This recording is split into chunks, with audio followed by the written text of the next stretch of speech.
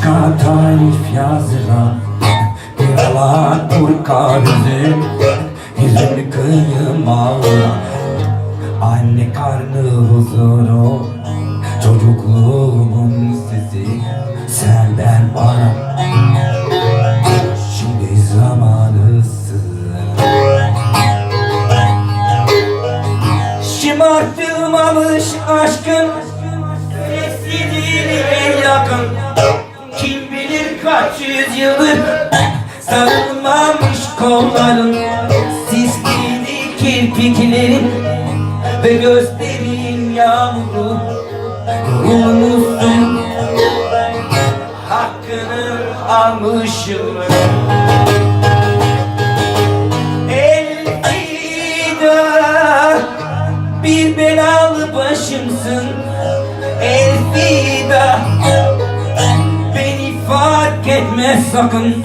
Omzumda izi bırakma, yükümü dünyalara yakın. Elvida, hep aklımda kalacak. Elvida, sen eski bir şarkısın. Elvida, beni fark etme sakın. Omzumda izi bırakma, yüküm dünyalara yakın. Elvida, hep aklımda kalacak kızım.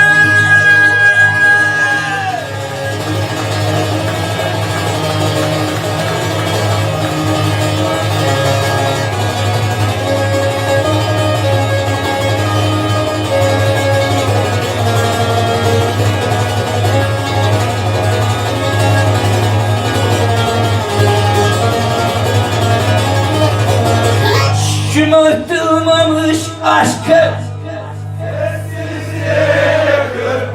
kim bilir kaç bin yıldır sarılmamış kolların, sisleri kirpiklerin ve gözlerin yağmuru. Yorulmuşsun, hakkını almışım.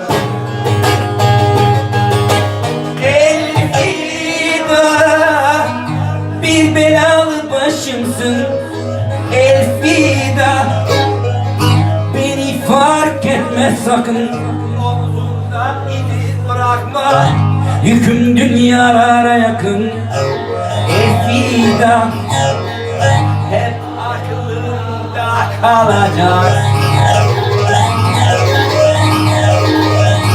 Elvida, sen eski bir şarkısın. Elvida, beni fark etme sakın. Omzumda izi bırakma, yüküm billah dünyalara yakın. Elvida, hep aklımda, yüreğimde ta, yüreğimde